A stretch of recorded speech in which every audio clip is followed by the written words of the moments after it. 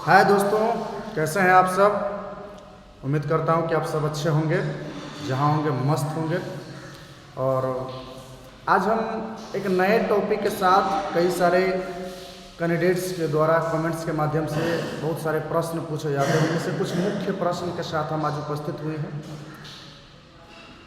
और आज हम उसी बिंदु पर चर्चा करेंगे।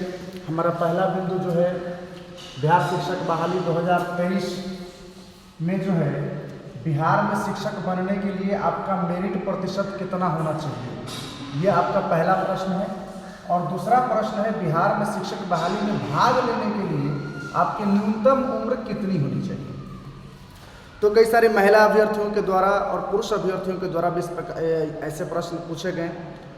तो इस पॉइंट्स पर, इस 2 पॉइंट मेरिट लिस्ट यानी कट ऑफ जो आपका होगा 7वें चरण में, और दूसरा उम्र कितनी होनी चाहिए, न्यूनतम उम्र कितनी होनी चाहिए।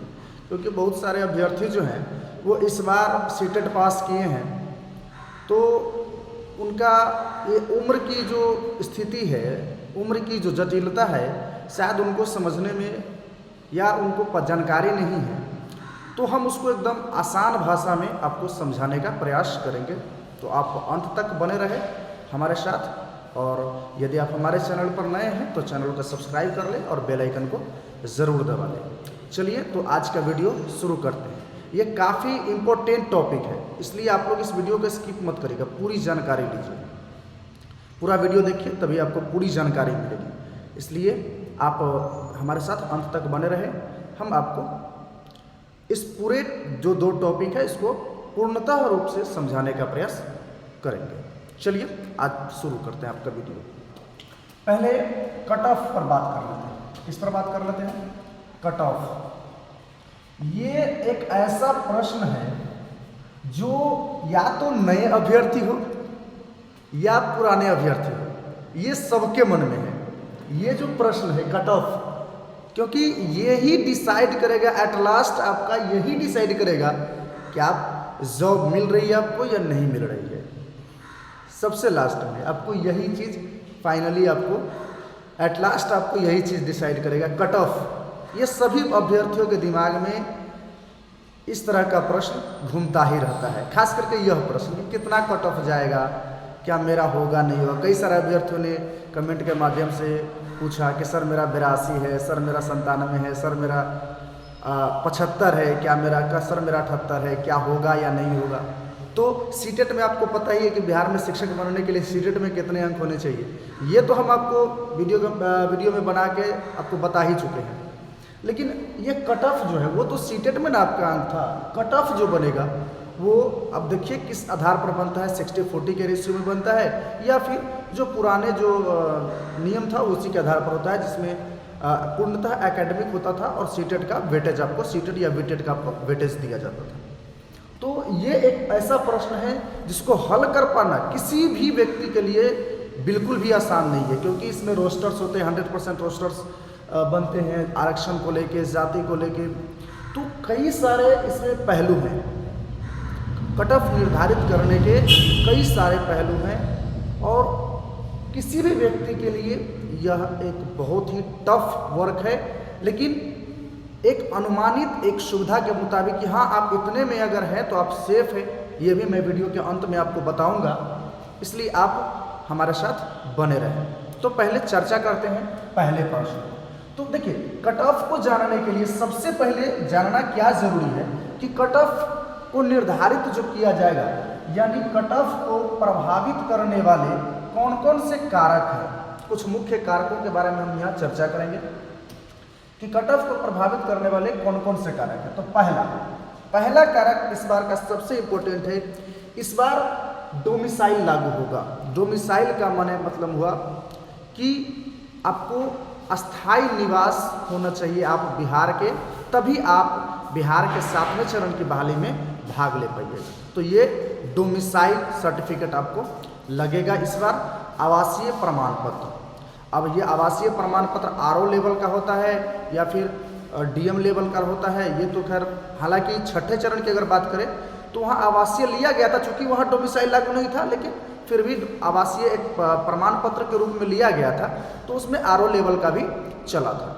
आरओ लेवल का मतलब हो प्रखंड स्तर का, ब्लॉक स्तर का जो आप आवासीय बनवाते हैं, तो इस बार वो लागू होगा। अब देखिए पिछले बार क्या होता था, पिछली जो चरण जो चला, छठा चरण, पाँचवा चरण, उसमें क्या होता था कि बाहर यानी अदर स्टेट वाले भी बिहार में अप्लाई करते थे। अब जाहिर सी बात है कि जब अदर स्टेट वाले बिहार में अप्लाई कर रहे हैं, इसका मतलब है कि उनका सीटेट में अच्छा मार्क्स है, तभी वो अप्लाई कर पा रहे हैं, अप्लाई कर रहे हैं। और उनका हुआ भी, मैंने कई सारे विद्यालयों में देखा भी कि जो बाहर के टीचर है वो यहाँ पे शिक्षक बने हुए हैं।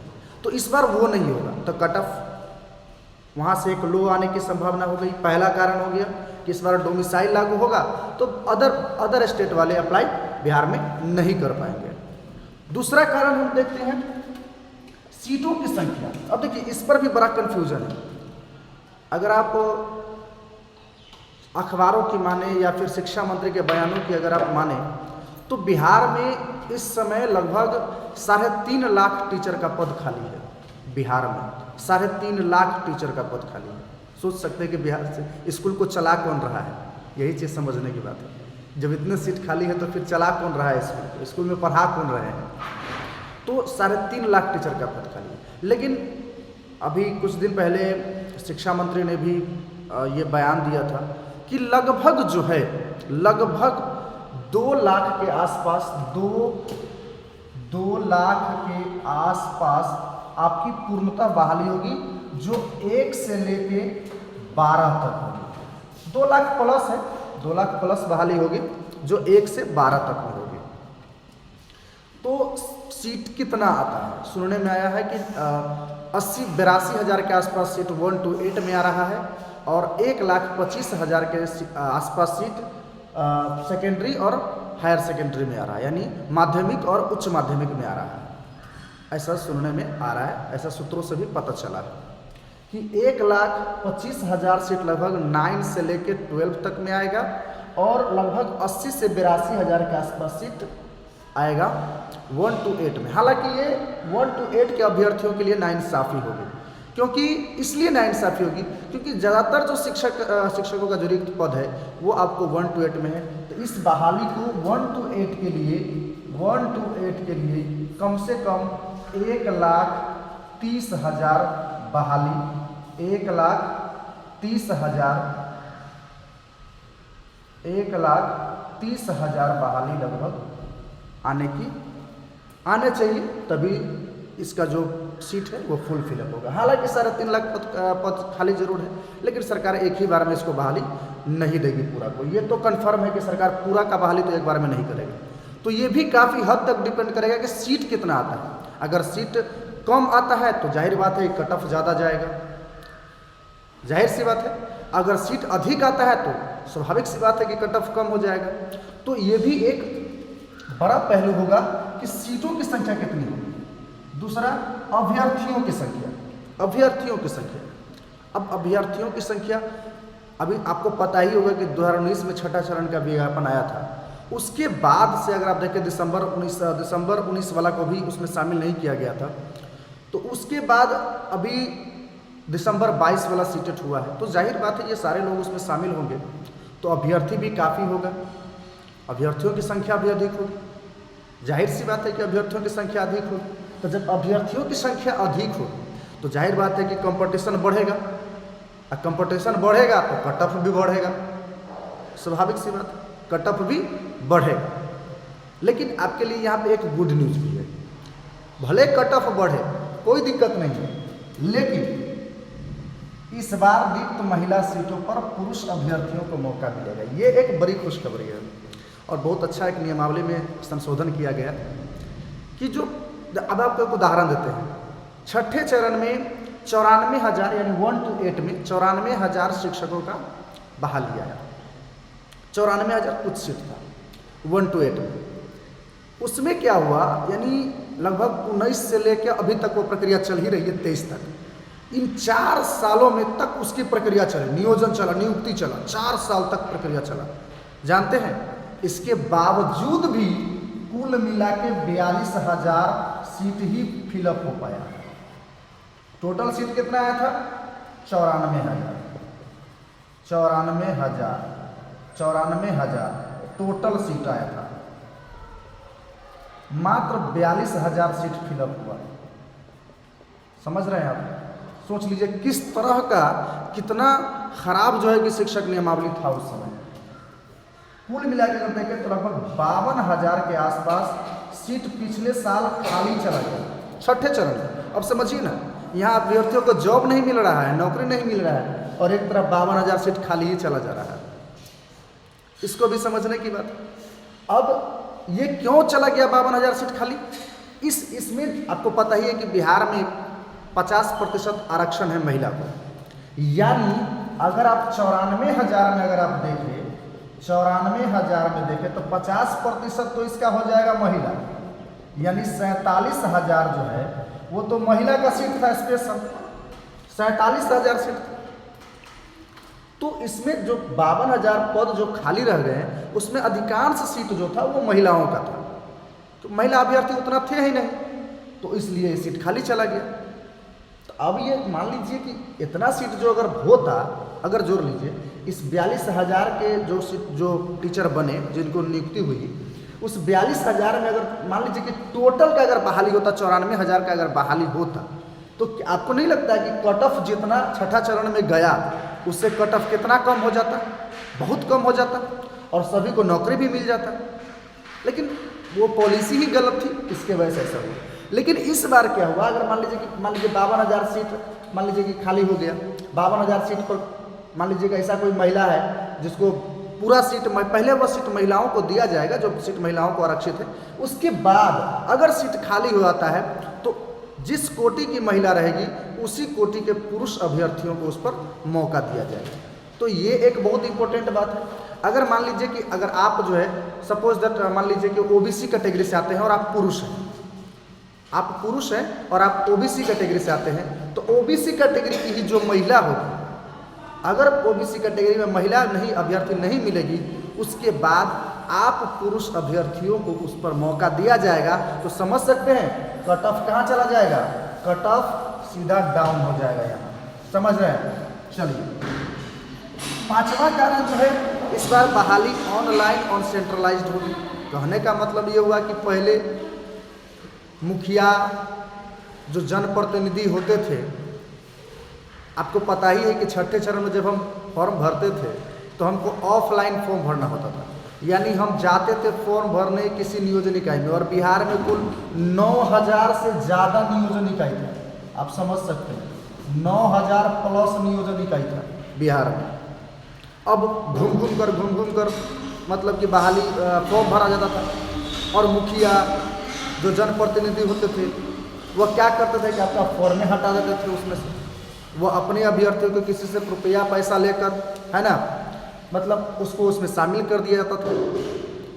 तो इस बार वह नहीं होगा, आप ऑनलाइन फॉर्म भरेंगे अपने ज़िला का। अपने अब नियोजन इकाई भी 38 जिला 38 नियोजन इकाई बिहार में, तो वहाँ से भी आपको अब तो धांधली नहीं होगा। और जब धांधली नहीं होगा तो समझ सकते हैं कि कितना पारदर्शी तरीके से सभी को जॉब मिल जाएगा। तो जितने अभ्यर्थी होंगे सभी को जॉब मिल जाएगा।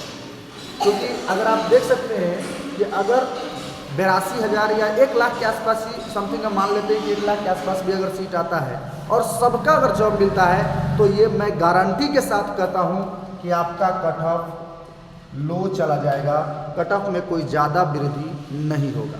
तो आप समझ गए कि कट ऑफ को निर्धारित करने में ये तो बाह्य कारक हुए जो हम आपको बताए हैं। इसके अलावा भी कट ऑफ को निर्धारित करने में कई सारे आंतरिक कारण भी होते हैं। अगर आप देखें तो उसमें रोस्टर्स होते हैं, किस जाति को कितना आरक्षण मिला। जैसे ईडब्ल्यूएस को लेकर आप देख लीजिए, ईडब्ल्यूएस का मुद्दा तो क्लियर ही नहीं हो पा रहा है, वो तो बिरबल का खिचड़ी जैसे बन गया हुआ है।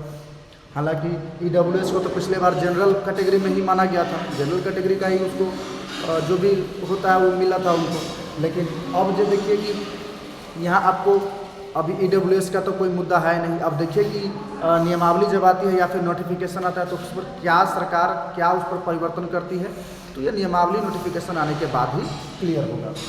तो ये चीज़ हो गया आपको कुल मिलाकर कि आप कोई भी व्यक्ति, कोई भी यूट्यूब पर कोई भी व्यक्ति अगर आपको यूट्यूब पर कट ऑफ दिखाते हैं कि हाँ इतना है तो आप सेफ है, उतना है तो आप सेफ है, तो समझ जाइए कि वह सिर्फ एक अनुमान है। रियल डाटा सरकार के अलावे किसी के पास नहीं है। जो रियल डाटा है वह सरकार के अलावे, बिहार शिक्षा विभाग के अलावे किसी के पास यह डाटा नहीं है। कोई भी व्यक्ति जो आपको बता रहे हैं कि यह इतना हो जाएगा तो आपका हो जाएगा, उतना हो जाएगा तो आपका हो जाएगा, कहीं कहीं पे तो मैंने एक यूट्यूब पर एक यूट्यूबर को देखा कि वो तो कह रहा था कि 50 पर हो जाएगा, ओबीसी कैटेगरी। अब बताइए कि वैसे लोग कहाँ से बात करते हैं, कहाँ से उसको ये डाटा मिल जाता है? क्या शिक्षा मंत्री डायरेक्ट उनको फ़ोन करके कहते हैं कि हाँ 50 पर हो जाएगा? बिल्कुल भी नहीं। ये सब आपके दिमाग को भ्रमित करने का तो प्रयास करते हैं, काम करते हैं ये लोग। वैसा भ्रमित नहीं होना है। हम आपको जो बताएंगे ऑथेंटिक बताएंगे और एकदम रियल बताएंगे। अगर हम कहेंगे कि अनुमानित हम बता रहे हैं तो हम बोल के बताएंगे कि हम अनुमानित बताएंगे। हम गारंटी नहीं लेंगे कि हाँ आपका 75 पर, 65 पर, 60 पर हो ही जाएगा, ऐसा हम गारंटी नहीं लेंगे। क्यों? क्योंकि हमारे पास रियल डाटा नहीं है। अब आप कई यूट्यूबर जो पोल के माध्यम से करते हैं, भाई पोल के माध्यम से भी आपके पास रियल डाटा नहीं होता है। आप एक राउंड फिगर लेकर चलते हो, रियल डाटा नहीं है आपके पास, आप राउंड फिगर लेकर चल रहे हो। तो इसके लिए आप परेशान मत होइए। देखिए, कट ऑफ को लेकर परेशान बिल्कुल मत होइए। क्यों? इसका कारण है, कट ऑफ को लेकर परेशान न होना इसलिए लाजमी है कि अगर आप देख लीजिए, पहले तो फॉर्म आएगा, फॉर्म आने के बाद अप्लाई होगा, और जब अप्लाई हो जाएगा तो आप समझ सकते हैं कि 2 डाटा आपके पास रहेगा। सीट की संख्या भी आपको पता हो जाएगी और अभ्यर्थियों की संख्या भी पता हो जाएगी। जैसे ही अप्लाई हो जाएगा तो कितना सीट आया है वो भी आपको पता रहेगा, है ना, और कितना अभ्यर्थी फॉर्म भरा है ये आपको पता रहेगा। तो आप कट ऑफ निकाल सकते हैं, और वह जो कट ऑफ होगा वह लगभग एग्जैक्टली होगा। तो पहले फॉर्म आने दीजिए, फॉर्म भराएगा, उसके बाद आप कट ऑफ को लेकर बिल्कुल परेशान मत होइए। इस बार का कट ऑफ जो है वो जो पिछले बार था लगभग वैसा ही रहेगा। तो उस पर एक अलग वीडियो जब हम बनाएंगे तो एक पूरे विश्लेषण के साथ, पूरे डाटा के साथ, पूरे प्रूफ के साथ आपके पास हम आएंगे उस वीडियो को लेकर। लेकिन फ़िलहाल नहीं, फ़िलहाल बिल्कुल भी नहीं। मैं सीना ठोक कर कहता हूँ कि मैं अभी कट ऑफ नहीं बता रहा हूँ, अभी कट ऑफ की बात है। हाँ, आप एक कहिएगा सर आप एक राउंड फिगर भी आप भी बता दीजिए, क्योंकि जो हमारे दर्शक हैं, जो हमारे सब्सक्राइबर्स हैं, तो आप कहिए कि हाँ सर एक राउंड फिगर आप बता दीजिए कि क्या होगा, तो थोड़ा सा तसल्ली हो जाए। आपके मन की बेचैनी को हम समझ रहे हैं, लेकिन आप भ्रमित नहीं रहिए। पहले बहाली आने दीजिए, नियमावली आने दीजिए, बहाली आने दीजिए, क्योंकि वह आने से आपको सीटों की संख्या भी पता हो जाएगी। नियमावली आए, नोटिफिकेशन आएगा तो सीटों की संख्या भी पता हो जाएगी। जब अप्लाई होगा तो आपको ये भी पता हो जाएगा कितना विद्यार्थी फॉर्म भरा है। जहां आप फॉर्म भरे हैं, जैसे आप मान लीजिए कि सीतामढ़ी जिला में फॉर्म भरे हुए हैं, तो सीतामढ़ी जिला में कुल कितने अभ्यर्थी फॉर्म भरा है, सीतामढ़ी जिला में कुल कितने सीट है, उसके आधार पर आप कट ऑफ बना सकते हैं, कोई दिक्कत नहीं, उसको भी बना दिया जाएगा। लेकिन एक अनुमानित हम आपको बता दे रहे हैं। आप अगर ये करते हैं तो उससे पहले हम उम्र सीमा पर बात करते हैं। उम्र के बारे में अगर बात करें तो ये एक विवादित टॉपिक रहा है कुछ दिनों से। इस पर जो है कि हालांकि अब ये जो अभी हम बता रहे हैं ये लगभग कन्फर्म है कि यही रहेगा नियमावली में। अब आज 19 तारीख है, अब 5 दिन 24 तारीख को जैसा हमारे शिक्षा मंत्री ने कहा है कि 24 को नियमावली आ रही है, तो आप 24 को तो पता ही चल ही जाएगा कि क्या उम्र सीमा होगी। लेकिन फिलहाल हम आपको बता दे रहे हैं इसकी भी उम्र सीमा क्या होगी, उम्र क्या होगी। तो देखिए 1 to 5 के लिए उम्र होगा 18 साल। अगर आप 18 साल के हैं, अगर आपकी उम्र 18 साल है और आप सीटेट पेपर 1 क्वालिफाइड है, साथ ही साथ आपका डीएलएड, बीएड तो हो नहीं सकता है क्वालिफाइड उस समय, डीएलएड अगर क्वालिफाइड है तो आप 18 साल की उम्र में आप टीचर बन सकते हैं 1 to 5। तो कन्फर्म हो गया 1 to 5 के लिए आपका एज 18 साल होना चाहिए, चाहे आप किसी भी कोटि से हो। ऐसा नहीं है कि आप किसी खास कोटि से रहिएगा तभी, नहीं, किसी भी कोटि से, आप जनरल हो, यूआर हो, ईडब्ल्यूएस हो, ओबीसी हो, एससी हो, एसटी हो, पीएच हो, जो भी हो, आप 18 साल की उम्र में अप्लाई कर पाइएगा। 6 to 8 में 21 साल, 6 to 8 में 21 साल। क्यों? क्योंकि यहाँ पे आपको ग्रेजुएशन चाहिए, यहाँ आपको ग्रेजुएशन नहीं चाहिए, यहाँ आपको इंटर के बाद डीएलएड चाहिए, टीचर ट्रेनिंग चाहिए। यहाँ ग्रेजुएशन के बाद आपको टीचर ट्रेनिंग चाहिए, तो जाहिर बात है कि आपका नंबर यहाँ पे बढ़ जाएगा, यहाँ आपको एज बढ़ जाएगा। तो स्नातक स्तर यानी इसको जो कहते हैं उसको स्नातक स्तर का शिक्षक कहते हैं। स्नातक स्तर यानी ग्रेजुएट लेवल का टीचर इसको कहते हैं। तो स्नातक स्तर में आपको 21 साल उम्र होनी चाहिए। ये समझ गए आप, 21 साल उम्र होनी चाहिए। 6 to 8 या उससे ऊपर, आप 9th 10th में जा रहे हैं तब भी, या फिर आप +2 में, +2 तो नहीं होगा, 9th 10th में जा रहे हैं तब भी, और +2 में भी शायद उतना है शायद, but I am not confirm. लेकिन 1 to 5, 6 to 8 और 9th 10th दोनों जो है, 1 to 5 जो हो गया बेसिक ग्रेड का टीचर हो गया, 6 से लेकर 10th तक, 6वीं से लेकर 10वीं तक जो टीचर होते हैं उसको स्नातक स्तर का शिक्षक कहते हैं, और जो +2 में टीचर होते हैं उसको स्नातकोत्तर स्तर का शिक्षक कहा जाता है, यानी उसको पीजी कंपलसरी रहता है पेपर 2 में, लेकिन +2 में। लेकिन हाई स्कूल में आपको 21 साल की उम्र में आप शिक्षक बन सकते हैं। तो उम्मीद है कि आपको उम्र से संबंधित अब कोई भी प्रॉब्लम परेशानी नहीं होगी। अब चलते हैं कि एक अनुमानित कट ऑफ के बारे में, तो आप समझ लीजिए अनुमानित कट ऑफ के बारे में समझ लीजिए। अगर आप जनरल, AWS और UR कैटेगरी से बिलोंग करते हैं तो आप 70+ अगर आपका है तो आप अपने आप को सेफ मान सकते हैं। जनरल, UR, AWS अगर आपका 70+ अगर बन रहा है कट ऑफ, चाहे 60-40 के अनुसार बने तब, या फिर दोनों प्रकार से आप बना के देख लीजिएगा, दोनों तरीके से बना के आप देख लीजिएगा। अगर 70+ अगर आपका बन रहा है तो आप कह सकते हैं कि आप सेफ हैं। अगर आप OBC कैटेगरी से हैं, हम उसमें जो बताए हैं महिला के OBC कैटेगरी से अगर आप मेल अभ्यर्थी हैं, पुरुष अभ्यर्थी हैं, तो आप 65 से 70 में आप सेफ रहेंगे। OBC कैटेगरी के मेल अभ्यर्थी, पुरुष अभ्यर्थी 65 से 70 के बीच में सेफ रहेंगे। महिला अभ्यर्थी 60 से 70 के बीच में सेफ रहेंगे। महिला अभ्यर्थी 60 से 70 के बीच में सेफ रहेंगे। उसके नीचे SC, ST, उसके बाद आप हो गया आपको PH, ये जो अभ्यर्थी हैं, या ये जो 3 कैटेगरी के अभ्यर्थी हैं, SC, ST और PH, ये जो अभ्यर्थी है यह आप 55 से लेकर 65 तक के बीच में अगर आपका कट ऑफ है, 55 से लेकर 65 तक के बीच में अगर आपका कट ऑफ बन रहा है 65 तक, तो आप मान सकते हैं कि आप अपने आप को सेफ कर लिए हैं इस बहाली में। तो ये मेरा एक अनुमानित कट ऑफ रहेगा। मैं फिर से एक बार आपको बताना चाहूँगा, रियल डाटा मेरे पास नहीं है और न किसी अन्य यूट्यूब चैनल वालों के पास है। रियल डाटा सिर्फ और सिर्फ बिहार एजुकेशन डिपार्टमेंट के पास है। तो आप वेट करिए, थोड़ा सा वेट करिए, और वेट करिए कि देखिए कि आप नियमावली आने दीजिए, बहाली आने दीजिए। उसके बाद एक बार जब सीटों की संख्या और number of seats and number of candidates का अगर पता चल गया तो आपका कट ऑफ जो है आपके सामने रहेगा। इसलिए आप बिल्कुल भी घबराए नहीं। तो आई होप आपको यह वीडियो अच्छा लगा होगा और आपके सारे प्रश्नों का उत्तर, इन 2 टॉपिक से संबंधित सारे प्रश्नों का उत्तर आपको मिल गया होगा। मिलते हैं अगले नए वीडियो में, तब तक के लिए देखते रहिए हमारे चैनल YK सर ऑफिशियल को।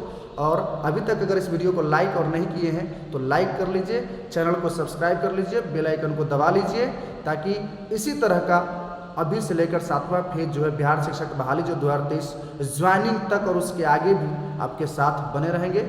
तो देखते रहिए YK सर ऑफिशियल को। तब तक के लिए जय हिंद, वंदे मातरम।